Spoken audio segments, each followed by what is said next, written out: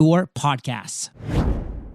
Timothy, say what's up to Fire Nation and share something that you believe about becoming successful that most people disagree with. What's up, everybody? Thank you for having me on. The interesting thing about becoming successful is that your goals will change and, not in the way that you think. Like, I always wanted, a big house, fancy cars, like boats, like the big rock star lifestyle because I grew up in a small town. When I actually got it, it sucked. It sucked so bad and I had no idea. And I wish somebody had warned me earlier on. So I'm here to warn you. What specifically sucked about it? All sorts of things, from my Lambos were getting keyed and I didn't know, like, if you go away for a little while, like you have a Ferrari, like it just dies because you're supposed to start it, pretty often. I had a big place and some air conditioner coil broke and the whole living room got flooded and I was, in Japan and I had to fly back. Like it was just, there was a lot of responsibility that I didn't realize. And even when there were no problems, I was like, why do I have all this stuff? It doesn't make me happy like I thought it would. Well, I will say a lot of people in Fire Nation are at least interested in getting to a point where they could afford those things. Maybe they're not going to buy those things, but they're going to at least want to be able to afford them. And since we're talking to the most interesting trader in the world, let's start with a bang. How can we make millions in the market? By having a long-term perspective and understanding that nobody makes lasting millions in their first year or two. You might make a lot if you're in a bubble and then you'll probably lose it due to lack of knowledge. Or if you take it slow, like I think you should, then you'll do better year 3, year 4, year 5. So everyone should be focused on building their knowledge and their foundation for future success. I know it's boring. Everybody wants, fast money right away, but that is not reality. Let's talk about your first few years. What did those look like specifically? Take us through the ups, the downs, the in-betweens. I was a tennis player in high school. I got started with my bar mitzvah money. I had surgery on my arm, so I couldn't play tennis. I was already into college early admission, so my parents gave me control of roughly 12 grand in bar mitzvah money. They thought I would lose it all. They thought it would be a good lesson. But I was in the right place at the right time, and I was driven. So I turned the 12 grand into a little over 100 grand back in 99. Again, right place, right time. Don't think that's going to happen now. And then I had nearly $1 million by year 2000. And I didn't lose it, but I learned how different markets influence your earnings. In the first 4 months of the year 2000, I made over 700 grand. The last 8 months, I lost 10 grand. The strategy just completely died and I had to adapt. And, I changed to short selling. I started betting against stocks, which was very different, but I continued to grow my account until 2006, 2007, where I was tired of just running. I had a small hedge fund at the time and I got cocky. So I invested a third of it in my best friend's dad's company and I lost a third of it, losing all my industry respect, not losing all my money, but losing a lot of momentum. And that turned out to be the best lesson because it was basically a $500,000 personal loss to me. It made me an infinitely better trader and now teacher. Now, one thing that I want to talk about beyond what you just shared with that really brutal $500,000 loss, that again was a good lesson learned. What's one of the more cringe-worthy things that's happened to you over the years? Like when I say those words, what comes up? Cringeworthy. I was in a few reality TV shows. You might have seen some of my internet ads. I do a lot of stuff just to get the word out.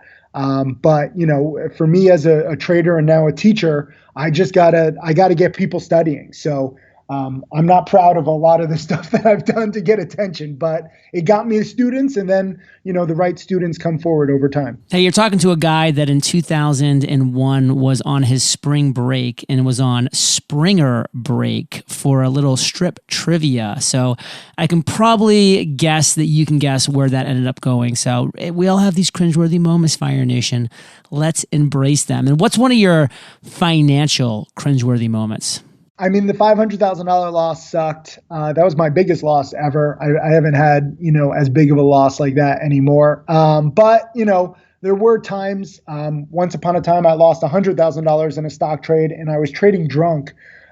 This was not with my hedge fund. This was not with me, as a teacher. It was me early in my career. And I was just like, you know what? I'm doing so well. And again, right place, right time back in 99 and 2000. And I was like, oh, I can do anything. And I started extrapolating in my head how much money I can make if I make X, 6 figures in a day. Like, let me try that every day. But one day, back then I was in college and I was drinking, and you don't want to trade drunk. And I lost over $100,000 before I even realized what happened. Now, on the flip side of the coin, what's one moment that comes up for you right now where you're like, wow, I just crushed that?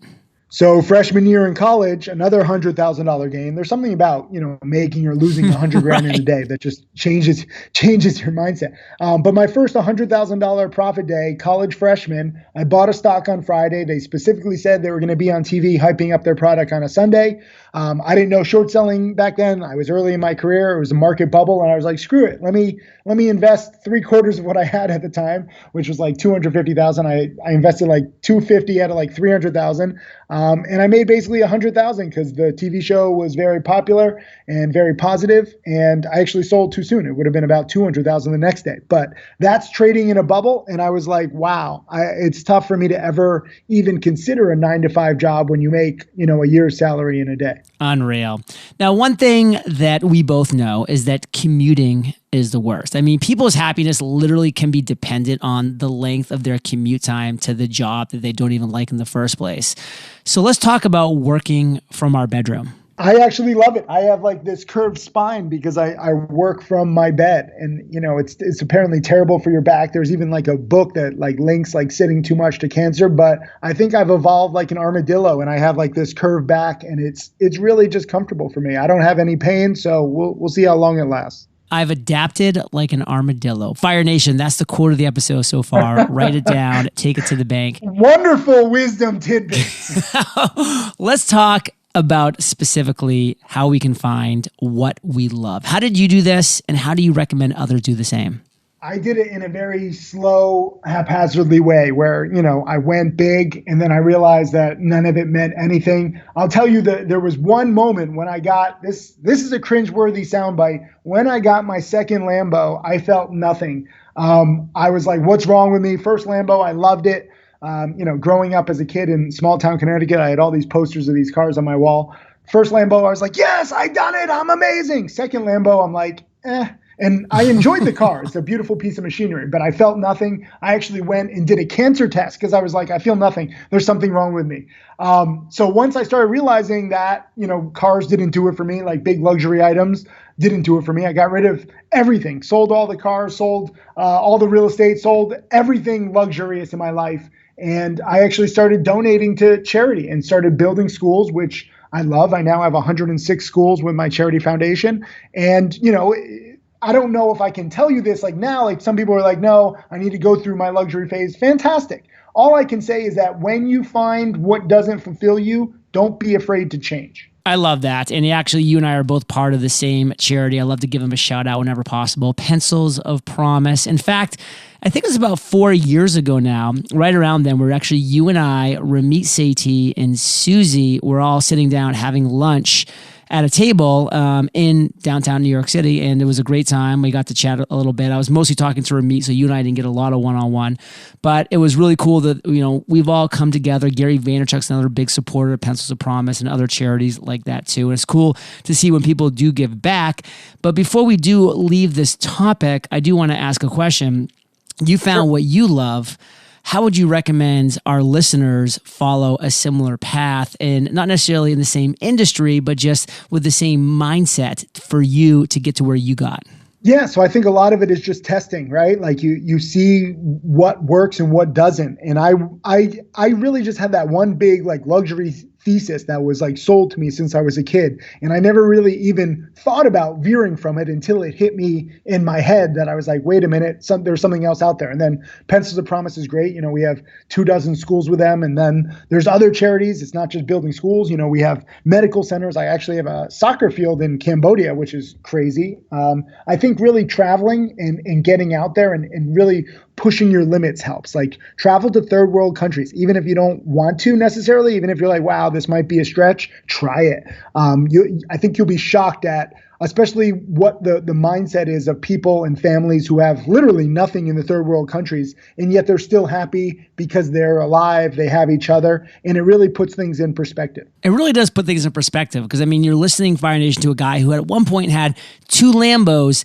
and felt nothing. But can you just picture going to any third world country? You can walk into any town, and I've done this all over the place. Guatemala, Honduras, many other countries all over the world. And what do you hear?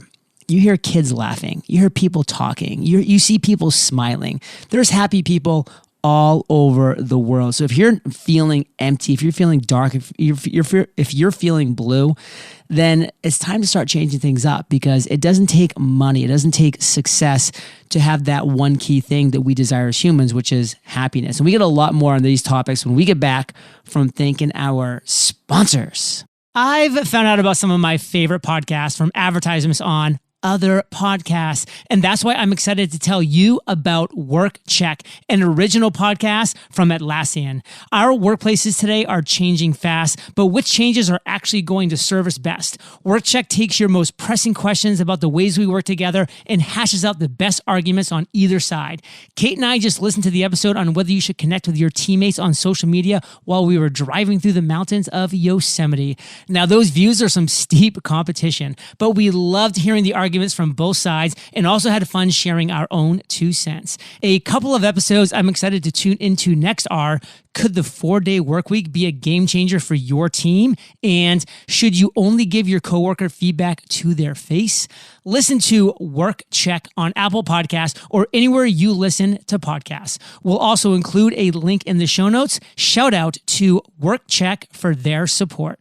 Customer expectations are at an all-time high, and making things easy is how you'll win. If you can accomplish easy, you'll turn one-time customers into lifetime customers. So how can you make things easy for your customers? It starts with knowledge, like having a 360-degree view of how your customers have interacted with your business in the past, what their buying preferences are, and how likely they are to become a repeat customer. But how do you gain these insights? With a HubSpot CRM platform, that's exactly what you'll get. Easy-to-use tools that give you and your teams the full picture of your customers. Just one example of how powerful having that full picture can be. Well, HubSpot's intuitive payment tools allow you to help your customers have a seamless purchase experience. With full access to payment data, your teams get the full customer story, meaning they can provide the best possible service. And with directly embedded payment links, your customers can quickly and easily purchase and pay from emails, live chats, and more. Learn more about how HubSpot can help your business grow better at HubSpot.com. Timothy, we're back, and we've already talked a little bit about philanthropy, but I want to go deeper here because you've really done a lot of cool things in a lot of cool areas with schools, with soccer fields and medical centers and all these different things. Have you ever thought about starting your own charity? Yeah, so I actually do have my own charity. It was the Tim Sykes Foundation, but I felt a little weird where all the schools and all the buildings had my name on it. And I was just like, I don't need this, adulation. It became weirder and weirder. So I actually changed the name of my charity to Karmagawa. Took on a partner. His name is Matt Abad. He's a great photographer. He's Filipino. So if you're Filipino or you speak Tagalog, which is their language, Gawa means to do or to make. So we're basically going around the world making good karma, because now we support a bunch of different charities, actually 95 charities. So we're kind of, I donate all my trading profits to charity. We have our own charity merch. Some of my educational DVDs go to charity. But we're kind of like this pass-through charity where people can donate to us, but then we work with other charities. We donate to them. We even have 2 documentaries made about saving the rhino and saving coral reefs, because unfortunately, as much as I want to just focus purely on schooling and education, because I think that matters the most, that takes decades. And a lot of animals and different issues don't have decades. Like, it's all going to be gone inside of the next decade if we're not careful. Now, what would you say to our listeners who might want to take the reins on their own philanthropic notions like you have as well and maybe start their own charity? What would be your advice, your guidance, maybe steps that you took, lessons you learned? Yeah, I would look to, intern or work for a big charity at first, or a bigger charity, rather than trying to go on your own. Like, it was so tough in the beginning. I made so many mistakes. Like, you think everyone in the charity world wants to do good, but there are a few bad eggs, and there's also a lot of regulations. So you really want to do it the right way, and you kind of need to,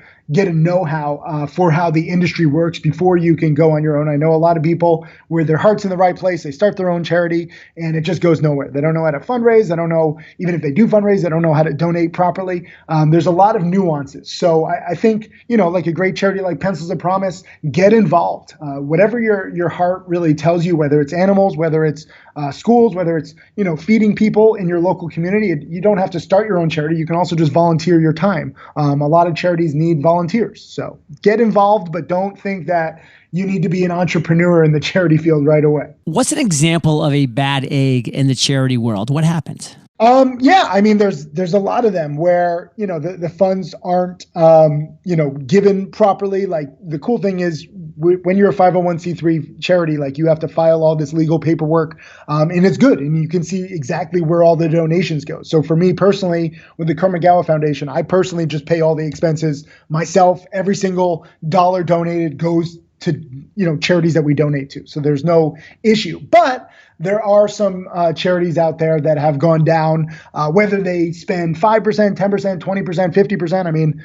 100%. There's all sorts of that. And so you really have to look at the legal filings and you should see exactly where the money goes. Like this is why we both love Pencils of Promise so much. They're very transparent. Bali Children's Project is another charity that we donate to with Bali. We have 45 schools with them. So just, give, but also be a little cynical too. Let's talk about your laptop lifestyle. I mean, you have a great Instagram account, other social media channels where you share a lot of things that you do around the world, the experiences you're having. Share with Fire Nation what your laptop lifestyle looks like. The internet is only getting faster and faster. There's more and more apps, and you really can travel the world. You really can just work off a laptop, or if you want, just your mobile phone. I don't like the mobile phone because my fingers are clumsy, so I might type in, trying to buy 1 million shares instead of like 100,000. Yikes. Very, very dangerous. I don't recommend mobile phone trading yet. But on your laptop, like I trade, I have video lessons, I give webinars. I'm always looking for, the fastest Wi-Fi. Thank you, Elon, for Starlink, which is just becoming to, starting to get mainstream. Got mine in Puerto Rico. Holla. Oh, nice. How is it? It's fast. It is fast. And even during like a really cloudy day, which I was nervous about, it still makes it happen. It's very impressive. And so I was always scared to go down to Puerto Rico. I've just recently been going down there because we have some charity NFTs that we're planning. But before that, like I never went down there because, Tim Grattani, one of my students who I think actually was down there and he had Wi-Fi interruptions because your power grid goes down. Yeah, Tim just didn't set it up right. I bought a house, I put in solar, I've got a backup generator, I've got grounded Wi-Fi, I've got grounded internet.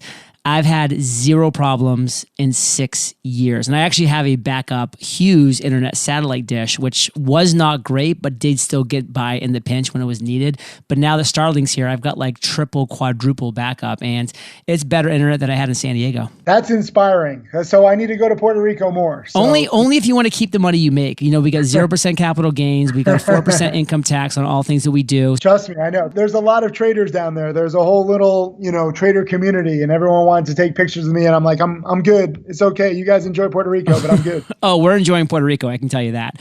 Now, what if our listeners want to have that kind of lifestyle? What would be your recommendation on the first few steps? It sounds great to be able to travel anywhere. A lot of the stuff I talk about sounds great, but you really have to become a master in whatever it is that you love. Like read every single book, read every single website.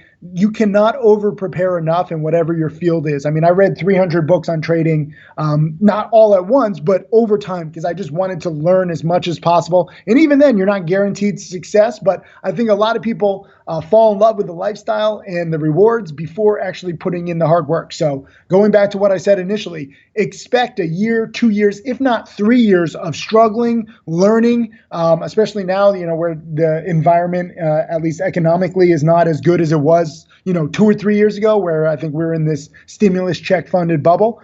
You got to have patience. But if you start to prepare like you did, with your own internet at your home and now you're good, if you start to prepare like that with your own education and you think, okay, what can I do today, this week, this month to best prepare for 2024, 2025, 2030?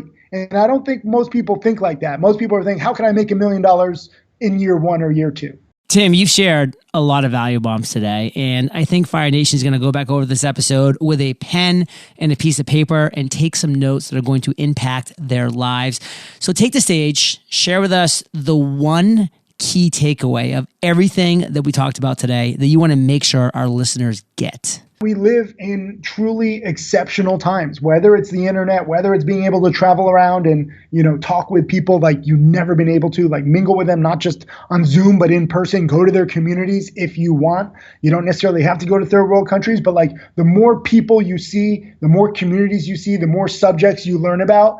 Education has never been easier, but you need to push yourself because I'm not the one, who can study for you. Like you have to choose what you love and you have to really, cherish it and really get behind it because if you're just like, I'll learn a little here, I'll learn a little here, but you're not really a master at any craft, it's really tough to become successful. So find something that you love. If you stop loving it, find something else that you love. But just be passionate, be patient, be dedicated, because this is the time that we've never had before. Like, if you think about just a quick little history lesson, I mean, if you go back a few centuries, the smartest person in a town was somebody who had read one book. Not necessarily like a really useful book, just any book. It could have just been a fictional book because there was such limited information several centuries ago. Flashback a few decades ago, even if you had read more books, even if you had gone to college, you probably still were going into the same field as your parents. It's like a family business. Some countries have caste systems.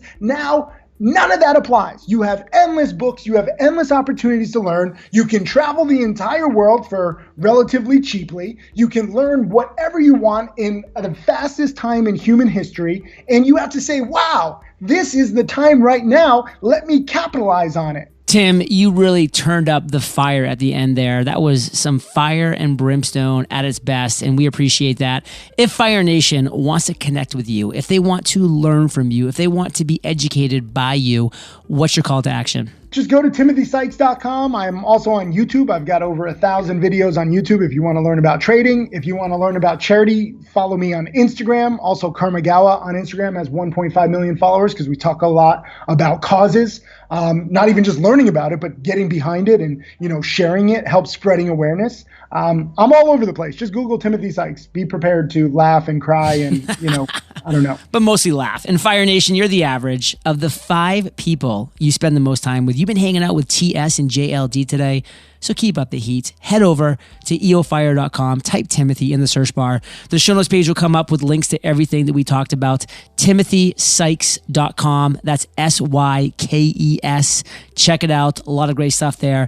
Timothy, thank you for sharing your truth, knowledge, value with Fire Nation today. For that, we salute you and we'll catch you on the flip side. My pleasure. Thank you for having me. Keep up the great work, man.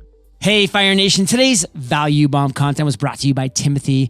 And Fire Nation, successful entrepreneurs accomplish big goals. That's why I created the Freedom Journal to guide you in accomplishing your number one goal in 100 days. And we're talking step by step. Visit thefreedomjournal.com and I'll catch you there, or I'll catch you on the flip side. Looking for another great podcast to add to your up next list? I'm excited to tell you about Work Check, an original podcast from Atlassian. Listen to Work Check on Apple Podcasts or anywhere you listen to podcasts. Business Made Simple, hosted by Donald Miller, takes the mystery out of growing your business. Recent episodes like how to attract and retain top talent and how to make more money with your current products are straight fire. Listen to Business Made Simple wherever you get your podcasts.